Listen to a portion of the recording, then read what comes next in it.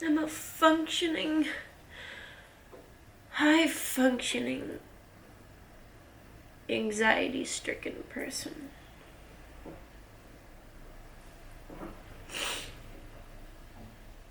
I suffer a lot with it. I look tired. And I'm still here. Okay. So it's going on February 2nd now.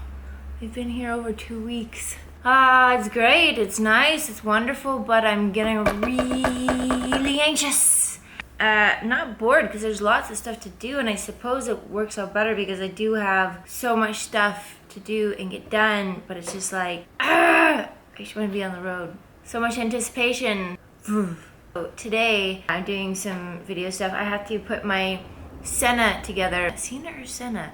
I don't know. I was kindly given the new 10C unit guy here, which is a communicator and video goes on the side of your helmet. I did not use it for my Oman trip, and I'm kicking myself now because it would have been really awesome to use. However, I wasn't using my helmet, and I only have one set of ear buddy things, and I didn't want to bugger them up because I knew I would really want it for my Africa trip, so I didn't use it yet. So I'm gonna install that today. I'm gonna figure out how, because I'm not very technical.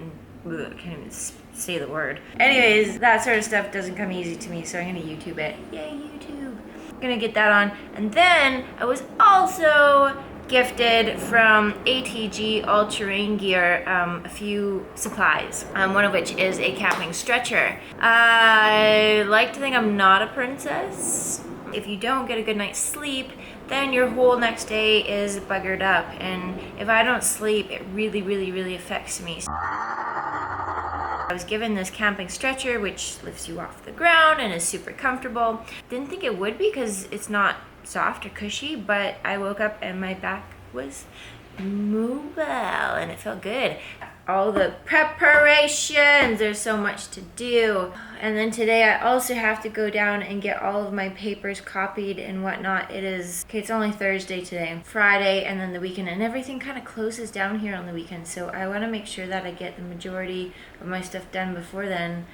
And I have to also call Martin because I haven't heard anything from my bike yet. Lots to do today. I suppose it's kind of a blessing in disguise that my bike isn't ready, because then I would have just gone and just been like, oh crap, I got all this stuff to do. Now I'm rambling. Yeah, let's get this stuff set up. Come on. In other news, my video, Canada to California, has now 1,226 views. Woo! So I've got my various different bits and bobs and everything that I will need. All right, take 2. Had some cool down time. I'm gonna attempt this again. Still don't know what I'm gonna do about that extra bolt thingy, but I'm gonna figure it out right now with YouTube. Let's do this.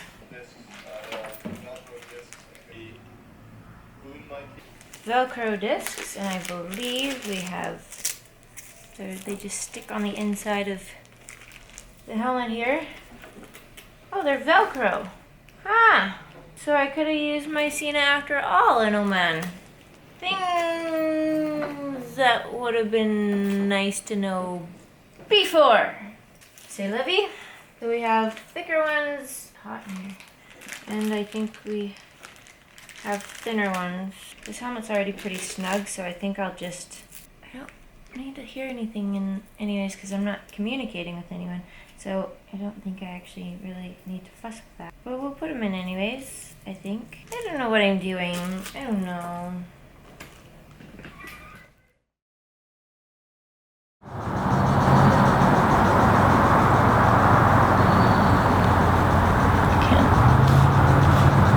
Can't work. Can't think, it's too hot.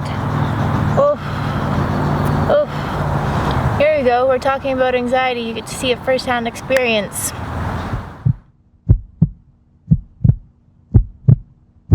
So I thought I would just interject here. This is Rosie from the future.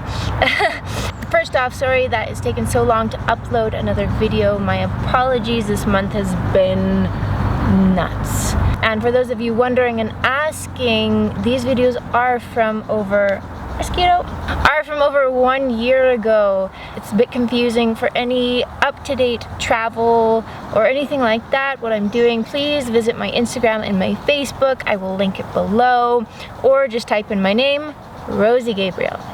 So anyways, I wanted to just interject here to what's going on in this brain. Even I don't know most of the time. Basically, I've had severe anxiety for 13 years, about 13 years now. Debilitating, life controlling. And people don't really understand what anxiety is, or what causes it, or why people have it and why they can't control it. And I was one of those people before I ever had panic attacks and anxiety. I had friends of mine who suffered and I didn't understand it. They said they couldn't leave their house for days. I was like, well, what's wrong with you? Like, just snap out of it. Just snap out of it. So what you're about to see and what is kind of happening in my brain at this moment during this video is I'm starting to get really anxious. I was already anxious because there was stuff piling up and there's just too much and I was getting overwhelmed. I started to have a panic attack.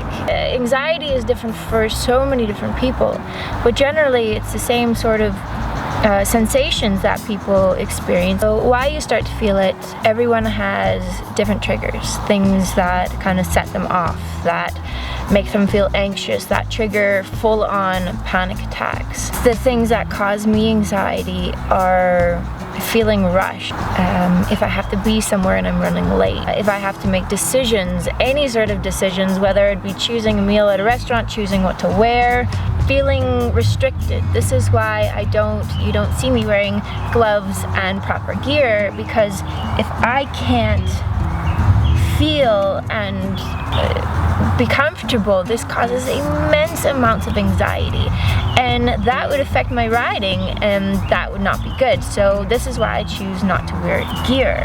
I also don't like feeling when people are waiting for me, when people are trying to rush me, if there's too much clutter around, if there's too much to do, if I'm thinking about time.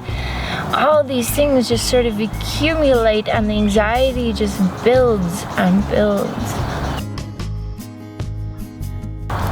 And sometimes I can manage myself. I've had it for so long now and been in so many different situations where I can manage it to a pretty good degree without completely freaking out. It's really embarrassing because a lot of people don't understand, and it's funny because I can be out there riding my bike in the middle of the mountains, not knowing where I'm going to sleep, what I'm going to eat, my bike breaking down, whatever, and I'm completely fine. Completely fine. But you get me trying to pick an outfit for a day or put together a little electronic device. I can't do it. I can't do it. Depends on my health situation. If I'm not well, if my body's in a lot of pain, if I'm tired, this is going to trigger me and this is going to make my anxiety much worse. So if you know of anyone who does suffer with panic attacks, with anxiety, with depression, any sort of these mental illnesses, it's hard if you've never experienced it yourself, but just sit down and have a chat with them and ask them, you know, what triggers them and how can they help and how can they try to understand, and just being compassionate and empathetic towards them and just accepting them is the best thing that you can do. And if you have any of these, there is hope. I still go out there and do all the things that I love, that I want to do, and you just sort of understand what triggers you and you sort of stay away from that. And the most important thing is just being communicative to the loved ones around you and just informing them and letting them know, hey, this bothers me, this triggers me, I can't help it and I'm trying, but I really can't be in this sort of situation because I just can't, and I'm sorry. And hopefully, if they are your real friends, if they really love you, then they'll understand.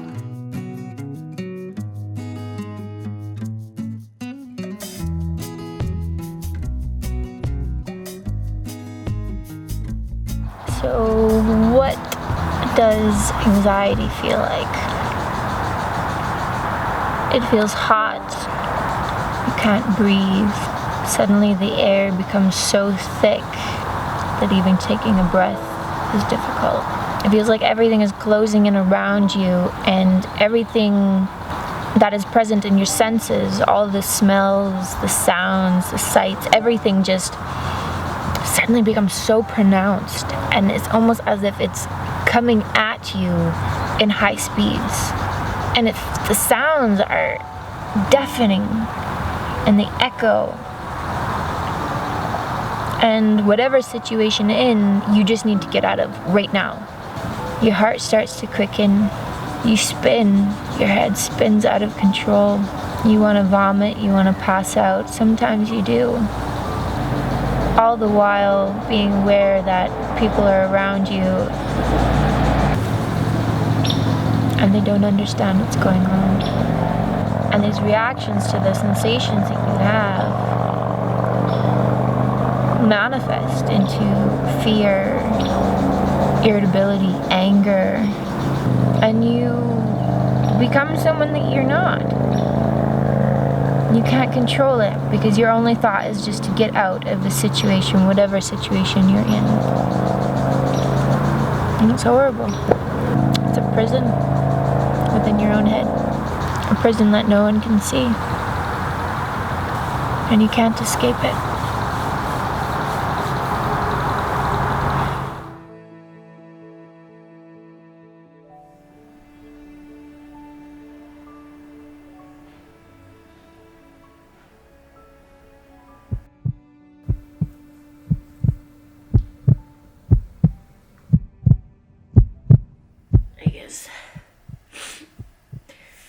This is the pretty part of my life that I don't show. Everyone thinks, oh, what an amazing life and everything. And yeah, it's great, but there's a lot of these in-between parts that just make it really challenging. And part of why I just kind of shut off and go. I don't think about all this stuff because it's too much for me.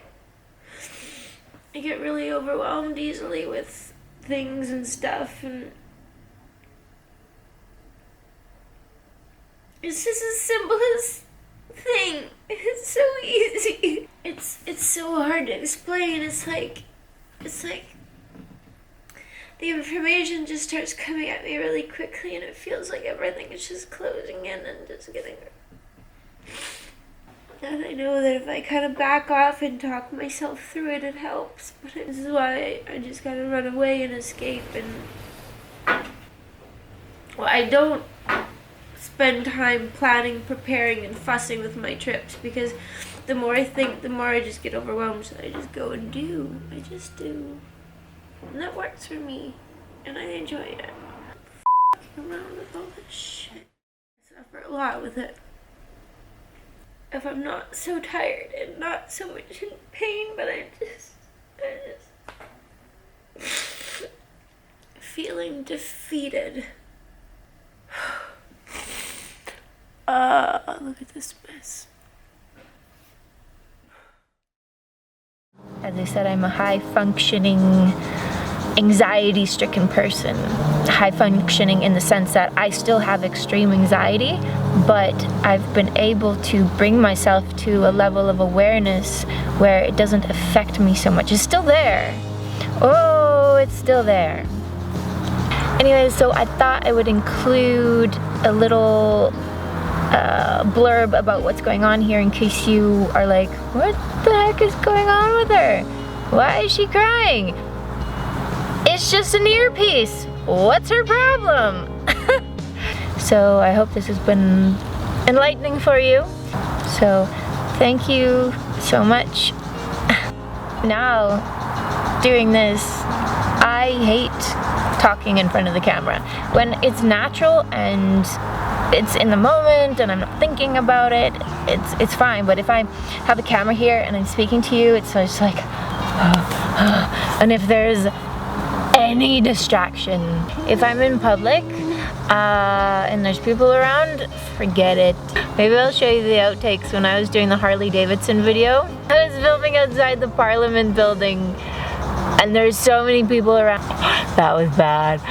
That was bad. I had major Tourette's. I think I scared a few children. It was not good. I do it! I do it because this is what I do. Try to take myself out of my limiting beliefs. You can do it. You can do it. It's not easy. I do it. Anyways, I might show you guys and you might be scared. Bye. Bye. Scared.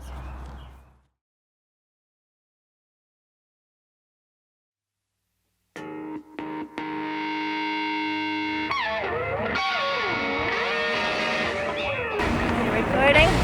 Yeah, okay. Hey guys, I am back in Canada and you'll never guess where I am. Ottawa!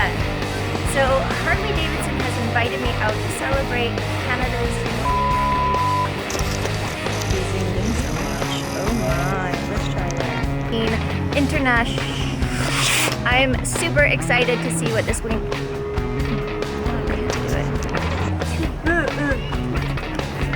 So Harley, I'm eating my f***ing hair! What are you looking at? Such a privilege for me, and Rosie. So I'm so excited for tonight's events, and whatever. Let me say that again.